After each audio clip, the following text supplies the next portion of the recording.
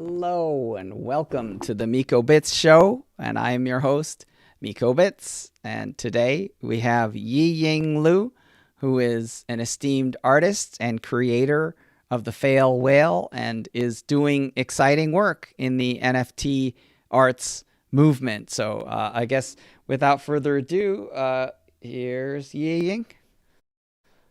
Hello. Thank you, Miko. Hi, good to be Hi. here.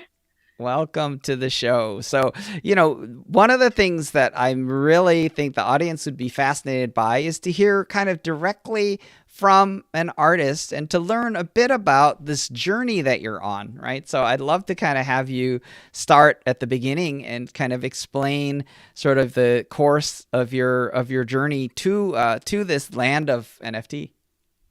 Yes, thank you so much for having me. I'm really glad to be here. So, the whole NFT journey actually started back in 2009 when I first come to San Francisco Bay Area.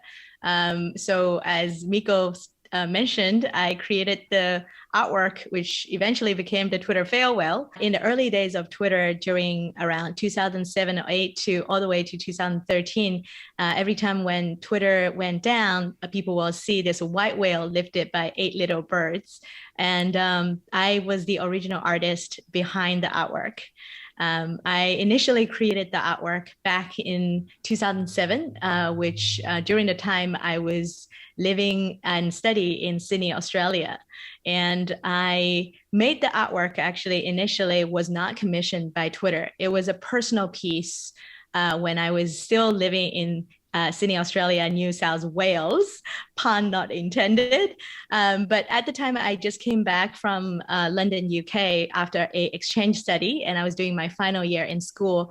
And I miss my friends in UK, but also miss my friends in China. I was born and raised in Shanghai, China. So it was around the same time when Twitter, Facebook, and all that social media website came about. So there's a lot of FOMO that people will send you birthdays and graduation ceremonies. So I couldn't physically be there with my friends.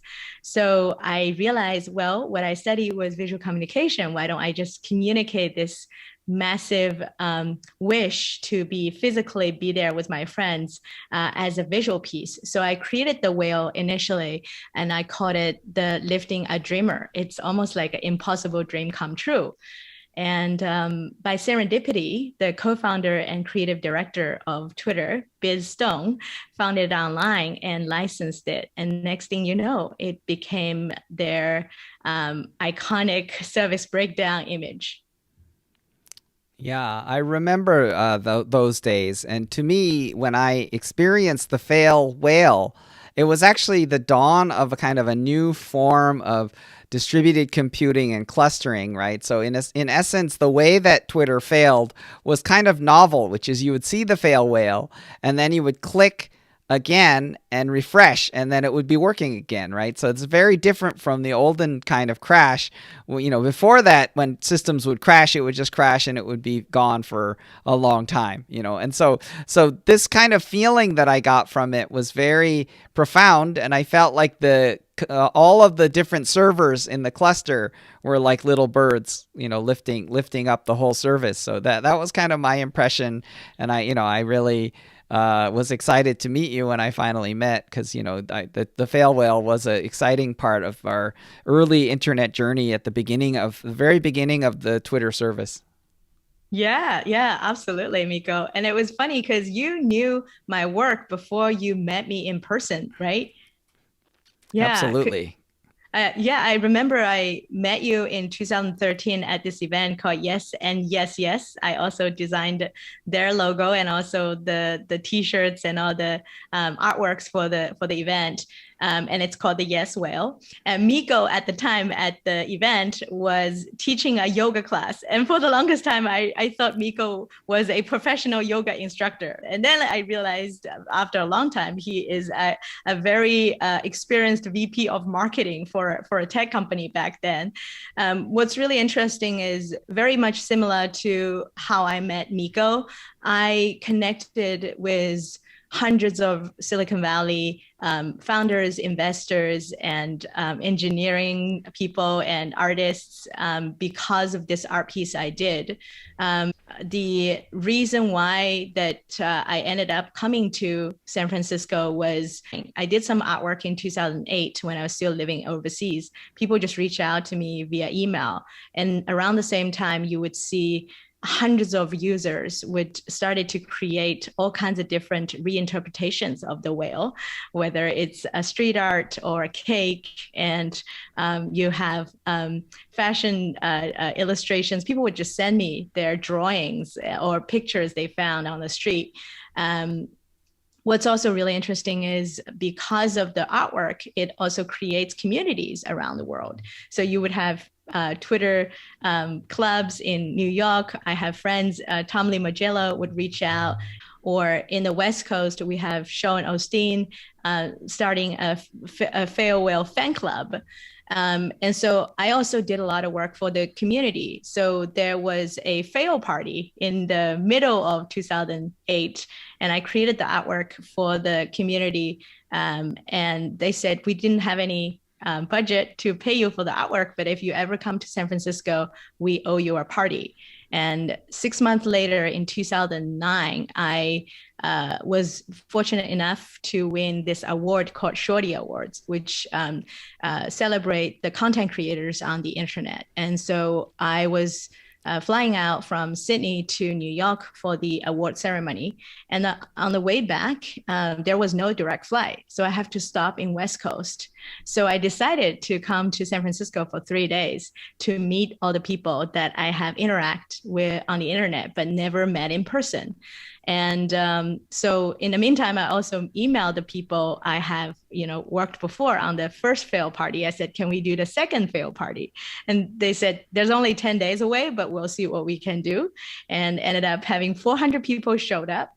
And that's how I kind of connected people in person. Similarly to you, Miko, there was not only friendship, but also a lot of business opportunity came out of these connections, because a lot of people are starting their new company. They need logos, marketing, and all kinds of different creative works. So I was working remotely from Sydney from 2009 all the way to 2015 before I moved to San Francisco in person.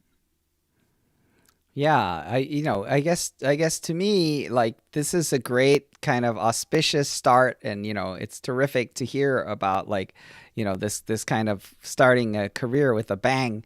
But I understand that from a lot of people in the arts that it's sometimes not so easy. So I guess how would you characterize making your career in the art world? That is a great question. I mean, part of me, I feel very fortunate that I was working with hundreds of startup companies. And I was also lucky enough to have the opportunities to work with a lot of startups and ended up becoming the creative director of 500 startups. And that was one of the major reasons why I moved to the Bay Area. But in the same time, I think being an artist, especially being an independent artist, when you start your career, and all the things are relatively new in terms of the digital right on social media. Even social media itself is very new. And so there was obviously a lot of good luck. And I was fortunate enough to work with larger company from Apple to Adobe, from Salesforce to Disney. Now, what I would love to share is the struggle as an artist. And I think this is something that people usually don't talk about.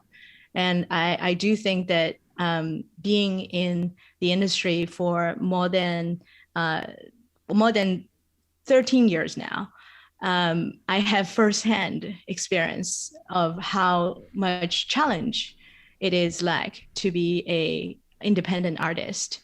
When I starting out, I remember when the Twitter whale was very well received. Numerous major press were writing about it, from New York Times to Huffington Post. But in the same time, as an artist, especially when your artwork is digital, when the general public don't really have this sort of consensus on digital rights. You would have situation like people would listing the artwork as products on Etsy. And I would constantly get new notifications from, different vendors, and people would say, hey, I saw your work is on this platform and on the other platform. Is that an authorized piece? And often it's not. So I spend a lot of time actually track down some of the pieces that some of the shops that was selling my products and without my permission, to the degree it was almost too overwhelming. I wasn't spending time creating new artwork. Rather than that, I was spending time trying to track down the, unauthorized usage on different websites and also on physical places. So for almost 6 months, I think, I wasn't able to do any creative work. And I realized that I was in this pretty depressing place where I thought, because my work is quite simple, maybe I should just not create. Because if I don't create any new pieces, then it's not easy to be copied. So I was in this sort of mental distress. And so I wasn't able to do new work for the longest time. And I still want to create, but part of me was too scared. If I keep on creating, people are just going to take it and they're going to disregard my feeling as a creator. So it was a very debilitating state. And I was watching a lot of comedy at the time. I think that was the only thing that kept me feeling good. So I was watching a lot of comedy on YouTube, and the more I watch, there will be more recommendations from the algorithm. So there's one day there was I was still kind of not feeling good, and I still wasn't able to do any new work.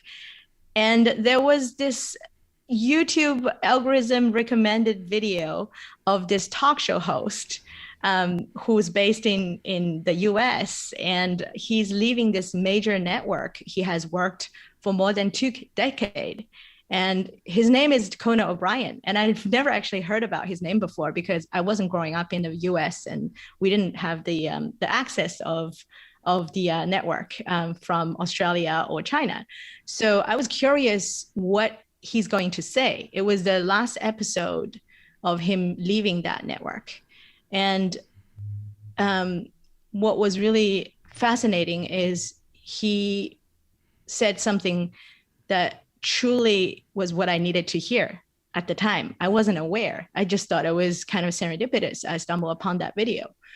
And so Conan said, people, especially young people, never be cynical. Life is not going to turn out exactly what you want it. But if you keep on working hard and be kind, amazing thing is going to happen. He's like, believe me, amazing thing's going to happen. And that was a moment I realized I was watching it and I just saw myself sobbing, just have tears, like just crying. And I was like, this is exactly what I needed to hear. I still want to create and I still can create. I'm just going to keep creating and be kind to others and just see how the magic is going to unfold. And little do I know, about 8 months later, Conan's team at the time was at TBS, reached out and said, Yiying, we love your work and we would love to commission you do a new art piece for Conan's new show on TBS. It's the Conan show. And would you like to do that? And so I was so honored because by then I have watched probably hundreds of episodes of his show and I was already a big fan. And I did the piece, which is the Conan pale whale, which is Conan riding the lifting a dreamer, the Twitter fail whale. And I got the chance to meet him in person. I also was able to come to San Francisco, did my very first art show at Hotel des Arts, which is across the street of Chinatown, San Francisco. And I met more people And eventually I followed my calling to bridge the gap between art and tech and moved to San Francisco in 2015. And ever since, I was continuing working in sort of the intersection of art and technology. Yeah, that's a fascinating journey. So I guess would love to kind of hear about how you've sort of moved. So you kind of were able to sort of rejuvenate yourself and kind of stage this creative comeback. But I guess how would you say things are affecting you now, and and how are you seeing this NFT? I know you've gotten involved, so I'd love to hear more about that. Yeah, thank you. Things was there's obviously a lot of ups and downs as usual. It's part of the human journey. And what I think that just very recently, the reason why I'm starting this new NFT job, this is the first NFT job in 2021. I, in fact, did a very first NFT job last year on Nifty Gateway. And it was really, I always wanted to express my gratitude towards you, Miko, because you were the person that you're the person that in giving me the opportunity to discover the connection between art and blockchain in the first place. And when I first discovered the power of combining blockchain and art was 2018 when you suggested me to go to the Ethereum Summit, where I auctioned one of the piece with 15 different artists in New York at the Lockdown Center.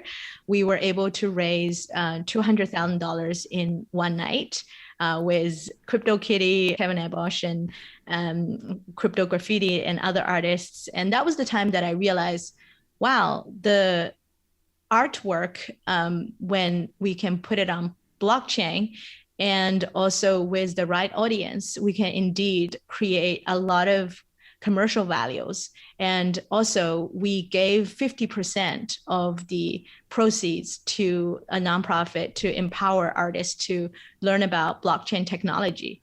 That was the moment that I realized that indeed, if we marry art and technology in the right way with the right intention, we could not only use this tool to empower artists, but also to empower the larger ecosystem. So I was very excited about the opportunity of art on blockchain.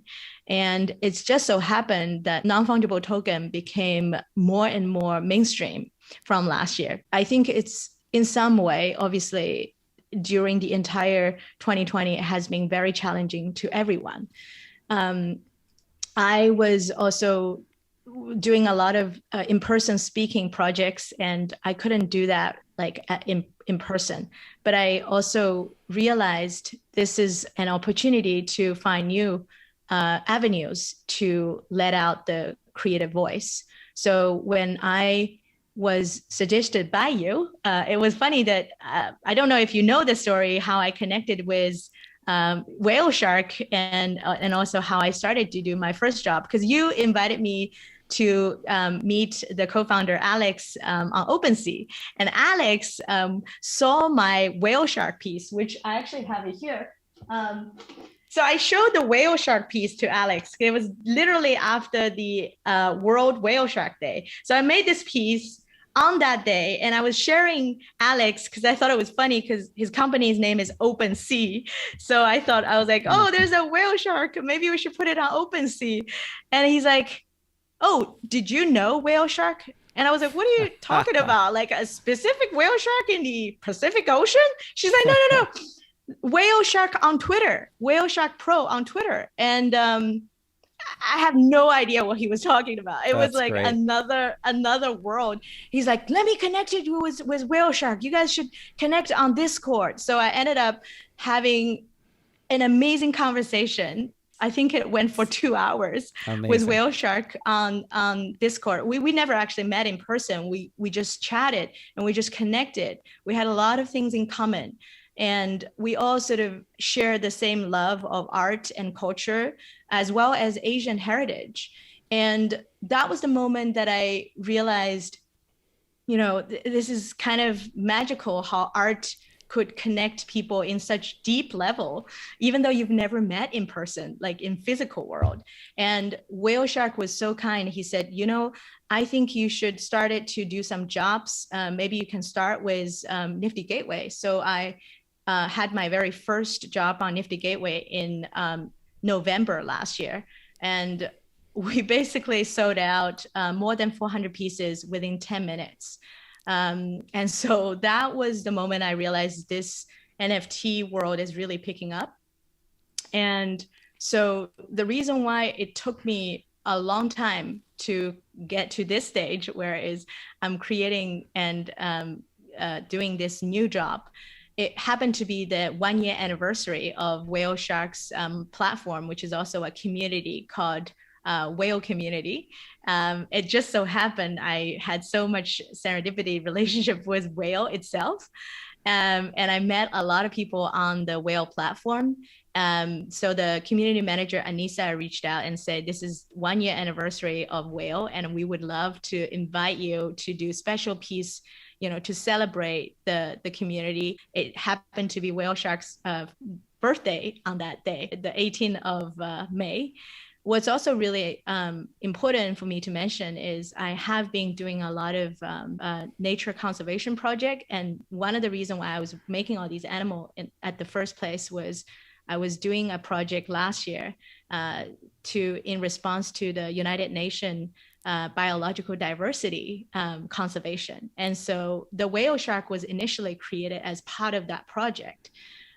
So I thought, why not do the similar thing like what we did in 2018, which is give the 50% of the proceeds to a nonprofit that's going to empower the larger ecosystem. And that's when I decided to do this job and also give 50% of the proceeds to the ocean conservation nonprofits. And this is truly use the Opensea, that platform, to support the real Opensea. And it was just so happened that the entire community was very supportive. And WhaleShark on the birthday, when we announced, the jobs, he didn't know anything about this. The whole community manager was like, we are gonna do this as a surprise for him. So I created this golden whale shark.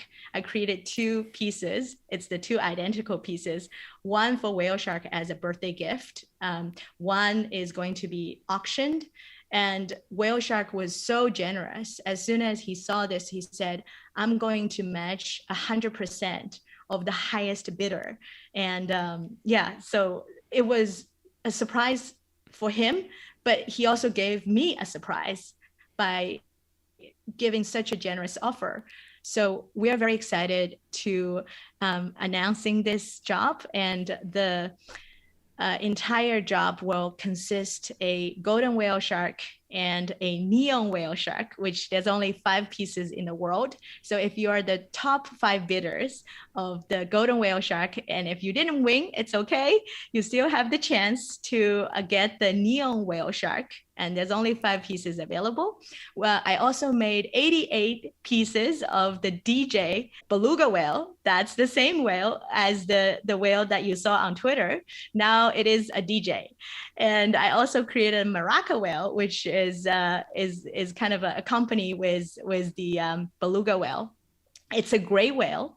I also made a sort of an open edition, which is a more affordable tier, which is the red packet dolphins. That's a very good story. Basically, on the whale platform, they have this game called No Touch Game. The genesis is that they're going to give out red packets to the community, but the rule is you shouldn't touch it. If you touch it, the game will reset. If people wait long enough, the whole amount is going to be distributed to the participants. So everybody will get a portion of the whole amount. But if during the time that people touch it, then everybody lost. The only person that touches it will get the money, but everybody will know that because this person's greed, everybody lost their share. So it is an amazing social experiment to teach people to kind of sometimes sacrifice for the greater good. So I created this dolphin to celebrate that game. And there's also additional giveaways.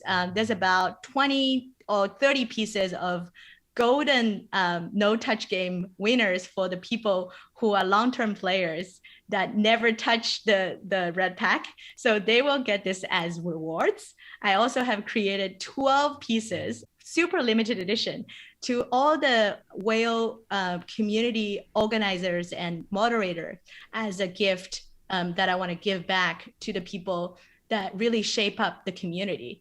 So that's the entire job. And it is going to be available on Opensea.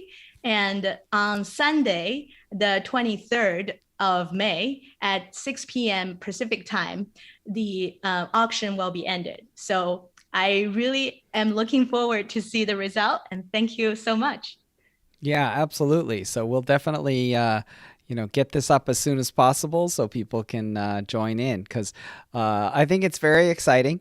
If I were a journalist writing this story, I would write a story that says from fail whale to crypto whale, right? So I think that would be the way I would put the headline, and I think that, in a way, like it's sort of the thing that is great to me is, in a sense, like you're embodying a really important artist's mission, which is that as people kind of connect to this sort of symbolic, and in your case, purely digital layer, because the art itself is digital, right? In a sense, like you're not leaving behind like the physical world, right? So in a sense, like when you contribute to ocean conservation, you connect the digital open sea to the actual open sea, and you connect the digital whales to the real whales. Like a lot of that has to do with kind of maintaining that important connection, to our physical environment, to our presence here on Earth, and so in a way, like connecting this circle, I think, is in some ways like it's hard to sort of separate that from your artistic expression itself. So I'd love to hear your thoughts about that. I really appreciate the question. In 2017, I was fortunate enough to interview one of my biggest inspiration and hero in the design and art world, whose name is Milton Glaser, Mr. Milton Glaser. He designed the iconic I Love New York icon. And one question I asked him, and I still vividly remember his answer, was, what truly matters? And his answer was, the only thing there is the relationship that you have with the people, the environment that you live with, you're interacting with. Nothing else matters. He said, Wow. Fame, money is bullshit, in his own word. Wow. He said, this is the only thing that matters. And it really kind of stuck with me. And it made me reconsider and reevaluate just everything I do. That's super profound and powerful, because to me, the thing that's so fascinating about what's happening with non-fungible tokens is that what an artist is doing is they're taking their time, right? Which is non-fungible. Like time is non-fungible. Like every moment we have on this earth isn't fungible, right? Each one is completely new moment. And an artist is effectively minting a representation of that non-fungible time, right? And in essence, the thing that's amazing is that in a traditional commercial environment, people are exchanging their non-fungible time for fungible money, right? So in essence, like this is really almost a trick. Like in a sense, like what has happened is that people's time has sort of been commoditized and commercialized, right? And I think that what we're seeing with the emergence of the creator economy is this really amazing transformation into a creator economy where people are creating a non-fungible asset with their non-fungible time, right? So that becomes a sincere expression of that person's sort of place. So I think it's a really wonderful potential space, and I think that it's exciting to see your art being represented this way, and being recognized. And so, to me, I think that it is a really incredible story that goes almost through the first internet wave generation to the blockchain wave internet generation, through this natural symbol of the whale, right? So it is totally from a fail whale connecting all the way to a crypto whale, and all of it is kind of connected through this natural symbol, to which you don't have an exploitative relationship because you're contributing to the whale conservation, right? So in essence, and I think it connects deeply to the story you were saying about how it can be emotionally hurtful to an artist such as yourself when people are exploiting your art for their commercial gain, because in a sense, like, you're not exploiting the whale,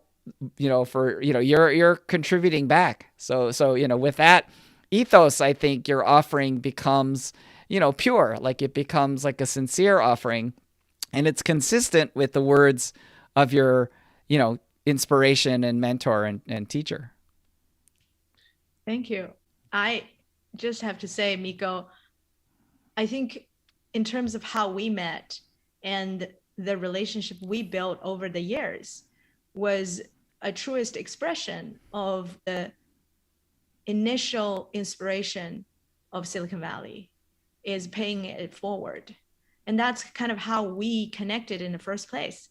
When I met you, you were paying it forward. You were teaching all the participants at this conference to do yoga. And I always share the story because people know you today as Miko, the amazing crypto investor. And people still say, Yiying, how did you meet Miko? And can you connect me with Miko? And every single time I tell people, I said, I met Miko because he taught me yoga. He taught a lot of people yoga. I thought he was a yoga instructor, and people just laugh. And at the time, I really I had no idea of your professional background, in terms of Sure. whether you're an investor or I saw you as a human being that I get connected with, and we share a lot of you taught me about Bhagavad Gita, you taught me about Hanuman, and a lot of rituals from yoga and Indian stories, which I think is more valuable than anything that money could purchase. And by itself, I think that is non-fungible. And that amount of time that we spent, and you being a mentor and being a friend and also being a teacher to me, it was something that I truly treasure. And in so many ways, I'm looking at the current situation or the current environment of Silicon Valley or just the world at large. A lot of times, a lot of relationships are very much transactional. You go to a conference, you exchange business cards, or you add each other on LinkedIn, and maybe you have worked with this person for 5 years, but you have no idea what is his true passion or what he really truly care about apart from the work you do. That's something really matters to me. I often talk to the founders, or I talk to people I met here. If you have all the money you need, you don't have to worry anything about commercial practice. You have all the resources you need. What would you like to be? And it's not surprising to hear more and more of the technologist founders. They tell me, I want to write my own novel. I want to pick up my music gigs again.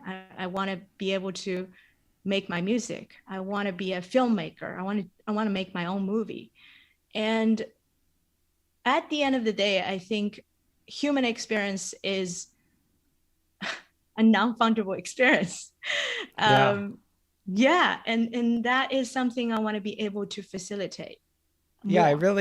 I really appreciate that description because, the thing that is important to understand is that value in a fungible sense belongs to this digital symbolic layer, right? So the digital symbolic layer is where transactions occur, right? Whereas the relational is actually more about this mystery, right?